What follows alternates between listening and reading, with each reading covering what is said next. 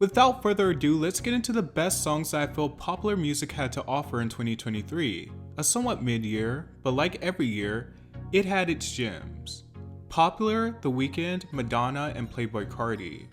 On paper, this is an extremely bizarre collab that absolutely no one could have predicted. Madonna, the queen of pop, The Weeknd, one of the reigning pop kings at the forefront of the 80s revival, and Playboi Carti, one of the most distinctive rappers today, all coming together for a song that's actually not bad, but sounds nothing like you would expect. It sounds like a 2000s Pharrell type of sound, the chorus is punchy, Playboi Carti has the most whimsical hook on the track, almost sounding like Bugs Bunny, while Madonna plays it straight. It's a song that I definitely respect. Too many times do these disjointed collabs turn into complete disasters, but they pulled it off, and more importantly, it's definitely a song I enjoy, with the thought of the show it's attached to completely erased out of my mind. Karma, Taylor Swift. Taylor Swift had another year of cultural dominance in 2023, but I must say Midnights did not capture me as a full project. I liked and respected songs like Anti-Hero, but the album as a whole just sounded like wallpaper to me, and every now and then a fresh paint job would come along, and that was Karma for me within this album. The way the song starts off with the distortion and the beat drops into this very airy and pretty synth pop with a melody that sticks like glue just sells me. The song is a bit quirky and also calls into question the laws of karma, but it is so Taylor Swift. She's obsessed with revenge, and I am convinced of her angle every time I hear this song. Like the amount of times I have walked around my house and randomly blurted out, "And I keep my side of the street clean." Oh, she's taking it. Should be illegal. It's definitely one of the catchiest songs from Midnights. On My Mama, Victoria Monet. Victoria Monet has been endlessly working for a long time. As many of you know, she is the pen behind a lot of big stars' hits, namely Ariana Grande. But she is also a very talented artist within her own right. First taking on a more eclectic sound, but this year she leaned all the way into the mainstream, doing a good job at it, paying homage to southern hip-hop and R&B, and reviving a classic song and turning it into the ultimate Feeling Myself anthem. It's a pick-me-up, and a sleek but forceful one. The Boy's a Liar, Pink Panther, and Ice Spice. 2023 was a massive breakout year for Ice Spice, and Pink Panther was at the helm of it all, deciding to allow Ice to throw a verse on her Sad Girl anthem. I've heard people say that the instrumental sounds like video game music, and they'd be correct, but it's so unique and all works very well.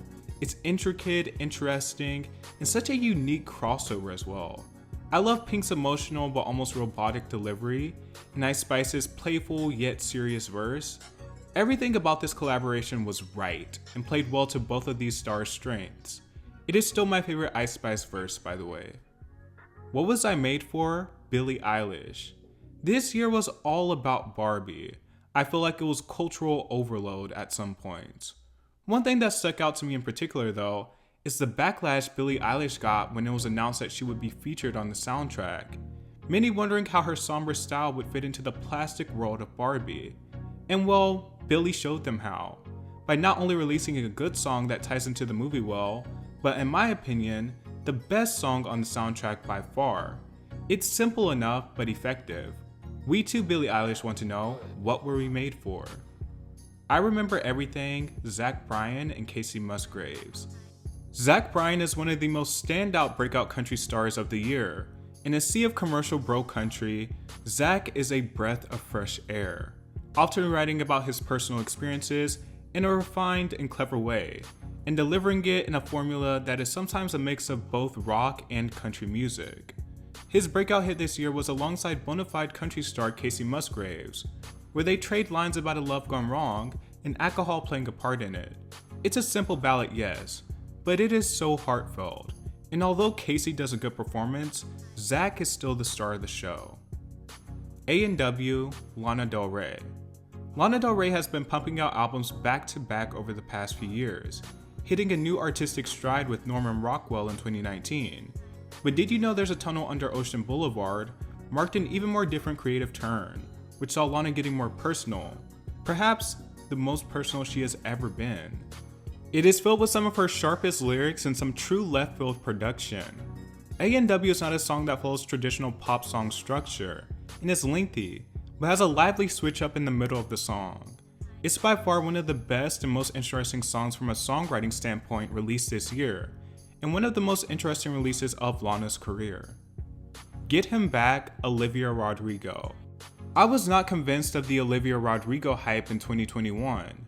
Of course, I understood her appeal, and I thought she had some good songs, but I'd be lying if I said I didn't feel like it all felt a bit overblown, and her debut album mostly got carried by the singles.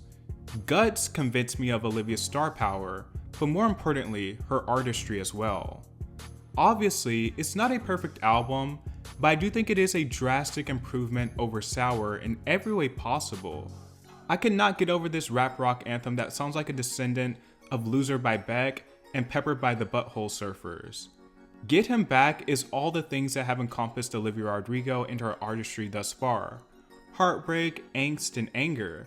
But the difference is she has fun on this song, and doesn't take herself too seriously, and it sure does pay off as one of her finest songs, and perhaps more low-key and underrated singles, at least during this year. SZA, Kill Bill. Leave it up to SZA to make one of the biggest songs of the year to be about shamelessly offing her ex. It's chaotic, but it has some great storytelling. I feel like the song paints the picture perfectly, and that's why it's so gratifying. With the synth arpeggios and clean boom bap beat, it's also one of the more standout songs sonically this year. There's nothing on the radio that sounds like it.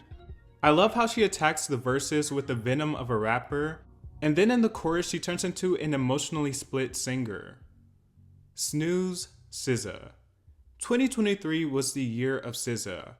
After so many delays and setbacks, SOS arrived on a silver platter with music that everyone was eager to consume, transforming her from successful cult-following artist into a global star.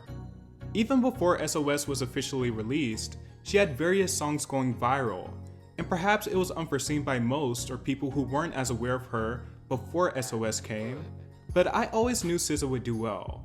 She put in the groundwork for years and years on end. Control was a stellar album, and SOS is a more direct mainstream approach to SZA's artistry. One thing that can be said is SZA wore her heart on her sleeve.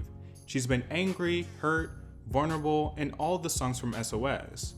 Kill Bill was the obvious standout, due to its brash subject about offing an ex, but Snooze is completely different. It's one of those songs that are kind of sneaky and deceptive under the guise of being sweet. Admittedly, it was not one of my immediate standouts when first listening to SOS, and it's not even a song where I paid much attention to the lyrics, because I assumed it was a classic R&B love song in every sense of the categorization. Finally taking in the lyrics, and you realize that she opens the song by talking about how she'd off someone for her love interest. It's dramatic and slightly off-putting, but damn is it a great song. SZA's voice, the ad-libs, the melody, it's just infectious. Very classic R&B groove, but it's clearly one you can't lose with.